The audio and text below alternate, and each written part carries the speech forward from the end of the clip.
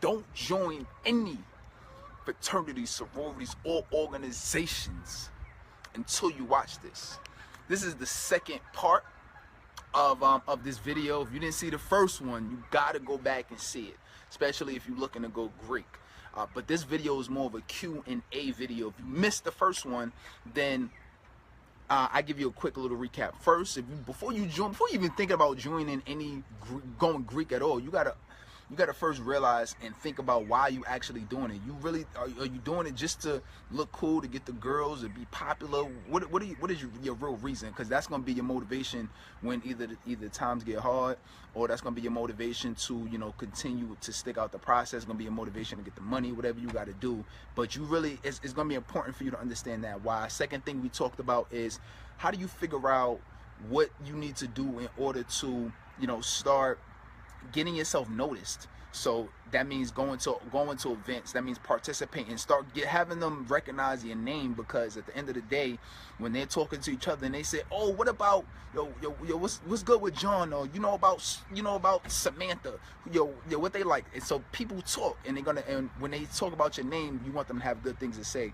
Before you even think about joining, you gotta look at the aspect of, do you really see yourself bonding with the people that's on the campus? Because at the end of the day, you could join an organization, you could think they cool from a value standpoint, or they doing things that you like, but if you don't really like the people that's on your campus, then at the end of the day, you're not really gonna feel happy, because those are people you're gonna be around the most. And then also, definitely before you think about joining one, look at and see if the organization's values align with your values.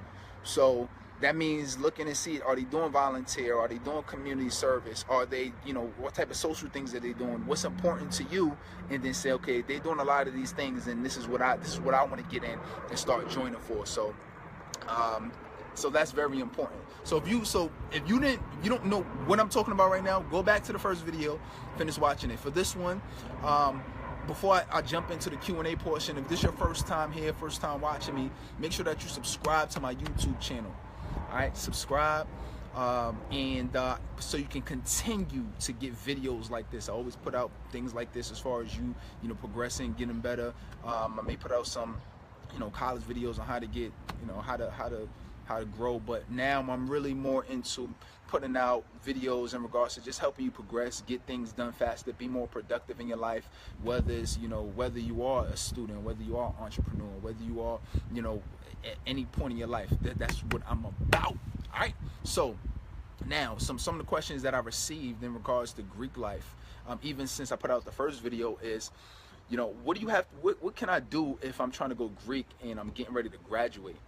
So that's a great question. And if you're really looking to go Greek once you graduate, you might be in your senior year, but it's kind of late for you to try to do something on the yard. What's the best way to go about it? Well, it's the tips that I just gave you. It's the same thing, same exact process. Now it's a little bit different, because now you're dealing with older people, because you can go into a grad chapter, Delta, Sigma, Q, Iota, AKA, whatever it is, right? Or it don't have to be Divine. It could be anything outside of that. They got honors, or fraternities, sororities, and all types of things. So, but you got to understand that once you graduate, it's a little bit different. So now you talking to people who got real legitimate jobs, people who got families. You could join a grad chapter and have somebody who's 21 who's just 21 years of age in your chapter. Or you can have somebody that's 80.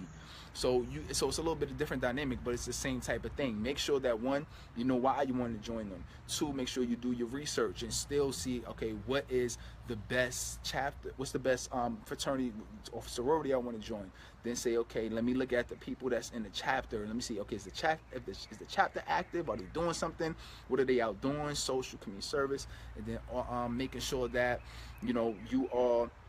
You participating and you joining the things that they're doing, and you're doing certain things to make sure that you get noticed. So it's some of those same or similar things that's going to help you continue to be noticed and get yourself in those organizations. All right, so some of the same things. Next question that I got was, what is do Greek it's kind of funny, do Greek organizations get along?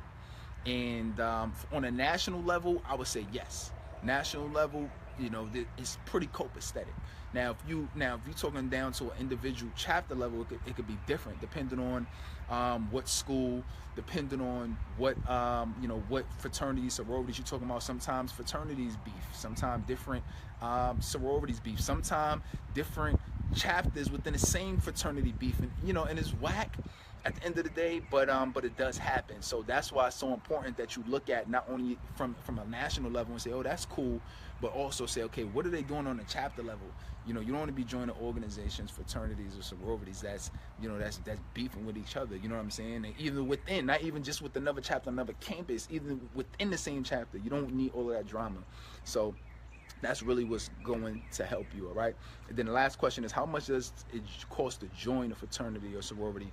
And it just depends. It depends on what chapter. It depends on what fraternity, sorority. Because you got typically, some who are larger than others. You got some who are different areas than others. So it really just depends. But from a general standpoint, usually you're looking at about 1,000.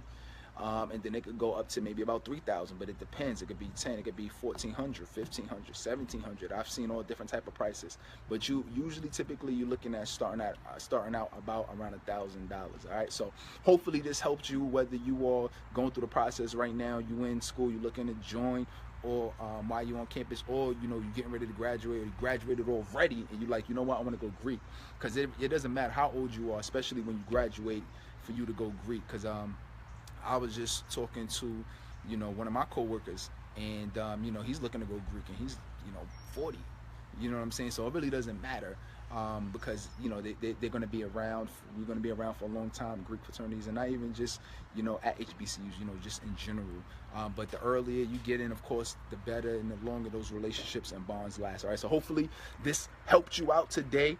If you have any other ideas or tips on ways that you can get into a fraternity or sorority, or just ways that can really help you throughout that process that I missed and I haven't answered in this video, just put your ideas down below. Hopefully it'll help somebody looking to get into a fraternity or sorority, and they can use these tips as well, right? So thank you for being engaged in the community. Continue to grow, continue to make sure that you think successfully, and always do a proven method that's going to help you get further faster in life, right? So talk to you in my next video. Take care.